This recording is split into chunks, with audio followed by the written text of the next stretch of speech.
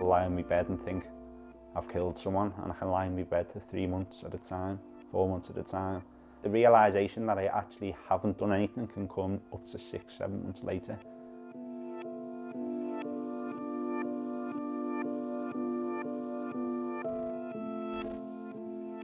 Connor has battled for a long time with his condition, and there comes a point where how long can you battle?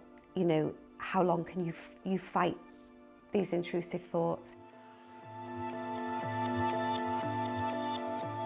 Well, the outcome of OCD, if it's left untreated, varies. But for most people, it will become a chronic condition, and it could go on for many years to come if you don't do anything about it.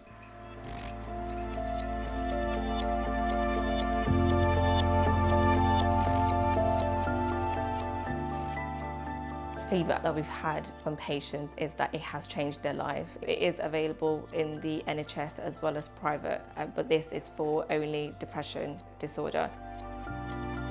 I'm doing this film primarily to raise awareness for people with OCD, especially men that may think talking out makes them less of a man, and I think that's completely the opposite. I think talking out makes you stronger. I feel like this is the only option I've got left. I'm just living an existence. It's not a life to live.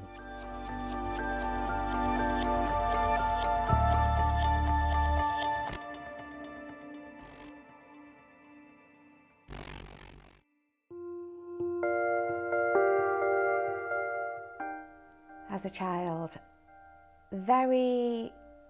to me, he was unique. A little different to the others. I revert to the occasion when he was going to get confirmed, and he wouldn't, because he said, I'm a bad person, I'm not good enough to be confirmed. So he knew at that time perhaps the intrusive thoughts he was experiencing. First time I remember having it, I was about 4 years old. It's just progressively got worse as I've got older, to the point now where it's just unbearable, really. Obsessive compulsive disorder is an anxiety disorder, and that means it consists of both obsessions and compulsions. So an obsession is an intrusive thought or image or sensation, urge, which is extremely distressing to the individual. They reflect usually the person's values. So if you're a person who is generally peace-loving and want to be able to help people in the world, then you tend to get intrusive, violent thoughts. I get these thoughts every minute of every day. So they primarily evolve around death, or they could be sexual, or they could be violence. It's about me being a bad person and how much I don't want to be a bad person. In this picture here, this is sort of around the age, I think that the OCD was taking a hold of his life. He'd come into my room and he'd talk about this incident that he thought had happened, which obviously hadn't happened. And it was, no matter how I reassured him in his head, it had escalated and become something that it wasn't. So my first girlfriend, I remember we were waiting for the bus and there was some bushes at the back of the bus stop. And I remember I got this intrusive thought, oh, people like get sexually assaulted in bushes and stuff like that. And then obviously my girlfriend was next to me, so I started panicking, thinking like, why would I think that when I'm with my girlfriend, kind of thing. And I just burst out crying. These thoughts are of course extremely shameful to the individual with OCD, and it's the things that they would hate to happen worst of all. People hopefully will not take Connor's intrusive thoughts as Connor. They are something that he doesn't want in his life. Otherwise he wouldn't be striving to erase them. When I get the thoughts, the anxiety makes me panic. I'll get headaches, I'll get dizzy. Every time I bat off a thought, it'll come back and the intensity will be a little bit higher, and then I'll bat that off and get a little bit higher. And I'll bat that one off and the intensity just goes up and up and up to the point where I just can't cope with it. The other flip side to obsessions is the compulsions, and these are things which have to be done over and over again. They know that this is senseless and absurd, but because they're full of doubts, they believe, well, it could happen, and I've got a sense of responsibility that I do not want it to happen. The key compulsions for me are I get my phone out and I'll record my every move. So in my car I've got a dash camera in the front which records 180 degrees, so it gets pretty much both sides of the car. When I've got my phone camera, I'm always recording my other hand, so when I leave the house, I know I haven't hit anyone with this hand. So have you been off to today, lad? I was just making some tunes. That's the bottom melody, that's the middle melody, that's the top melody. When do you reckon your first track will be released? Soon. Oh, man. The last family holiday we went on, all together, I think it was about 3 or 4 years ago, we all went on this night out, and he was convinced something bad happened. We were all sitting outside the nightclub, and one of the reps said to me that I done some sexual stuff with him in the toilets, and then he said, "Oh, I'm only joking." After that, once we'd flown home, and then my girlfriend came to visit me, she could tell something wasn't right. About 10-20 minutes later, I just burst out crying. Although I was there on the night out with him, and I reassured him that nothing bad happened, he genuinely believed there was no telling him otherwise. So I flew to Spain. Unfortunately, when I got to the nightclub, the owner said they don't have CCTV.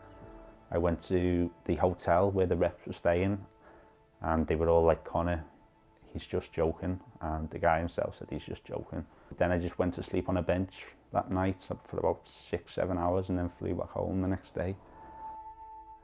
My girlfriend left me.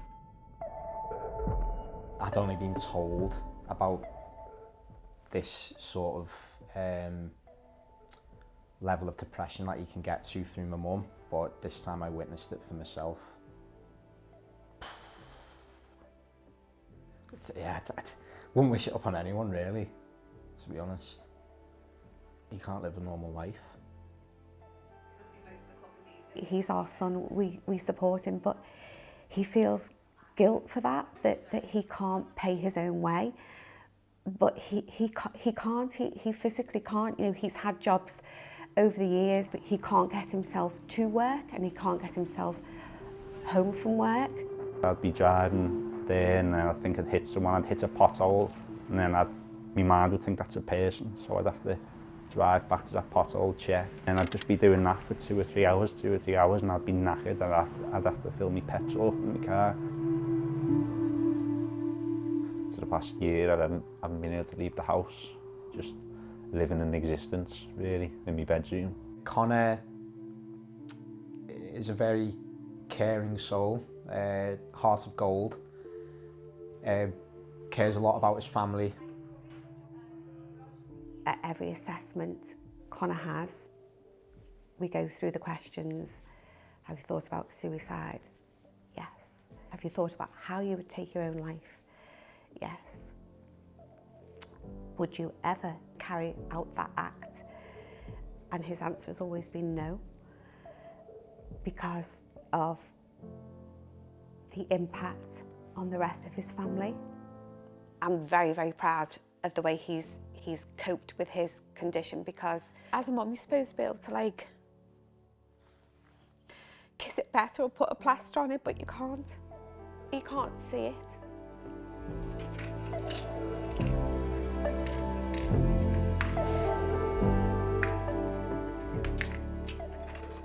So I have 200 milligrams of sertraline every morning when I get up, and they're supposed to lessen the compulsions of OCD.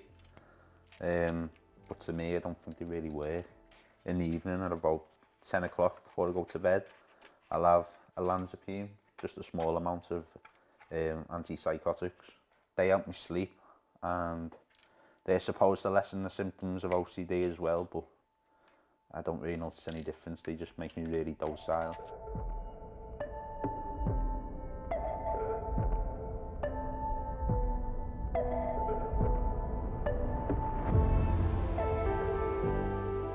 He had a assessment with the early intervention psychosis team. They commented on the extent of Connor's OCD, that really he was one of the worst cases that they had. How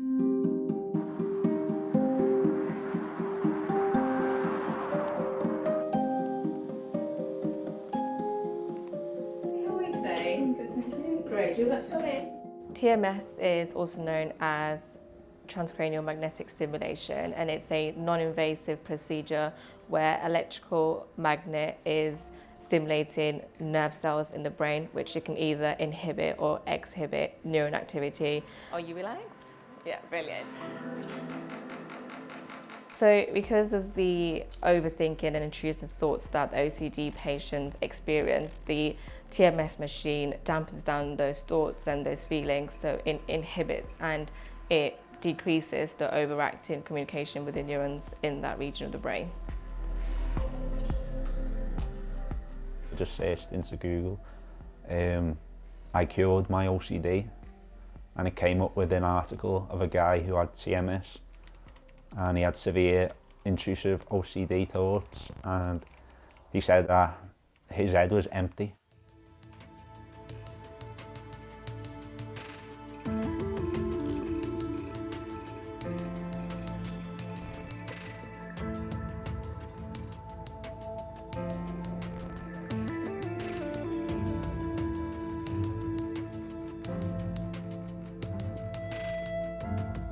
TMS is available in the NHS as well as private, but this is for only depression disorder.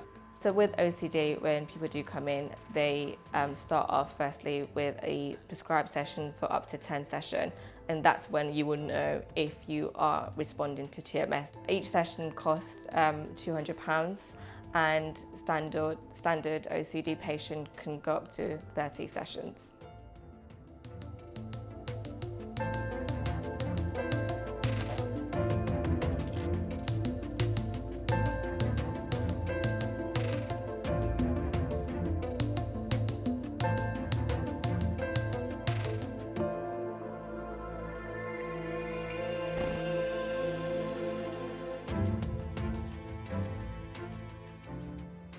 I worry about what he's going to do when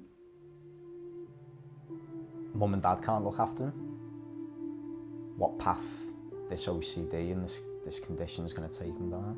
At the moment, I'm just living an existence. It's not a life to live, and if this doesn't work, I've always said to your mum, I said there's not really any point in me being on the earth because I'm not living a life. I'd rather be asleep, kind of thing.